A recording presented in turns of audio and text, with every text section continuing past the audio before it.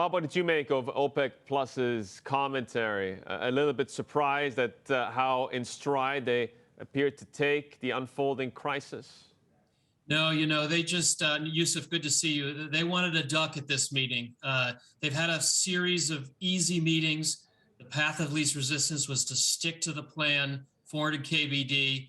It's really soon. I mean, the weekend changed everything for everybody. And few expected a week ago that we'd be where we are today, including them. So now I think the next meeting on March 31st is going to be a lot sportier than this one was. That'll be much harder to duck, I think, some really difficult decisions, depending on how the Russia-Ukraine problem affects oil.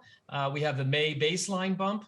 So things will be very different in 4 weeks. But this is sort of their last easy meeting for a while.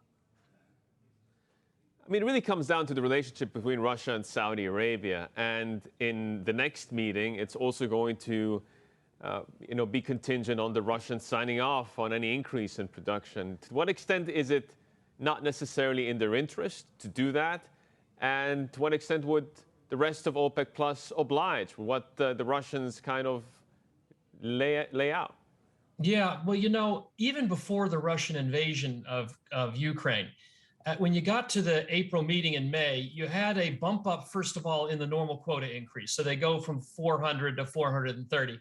And you've heard a lot more talk about producers tapping out and not having spare capacity. I believe the Russian energy minister even said that today. So I think it's, as we get to the end game here with the tapering, I think producers who have spare production capacity are going to feel a little more comfortable wanting to perhaps step up production. And UAE and Saudi Arabia are in a tough spot. They're going to have competing pressures. The Russians will not want OPEC Plus to be seen as doing any favors for the West by accelerating tapering.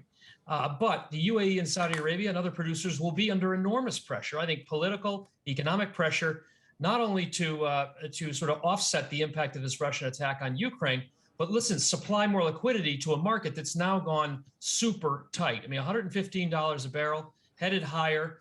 This is a time for OPEC Plus to add more oil to the market.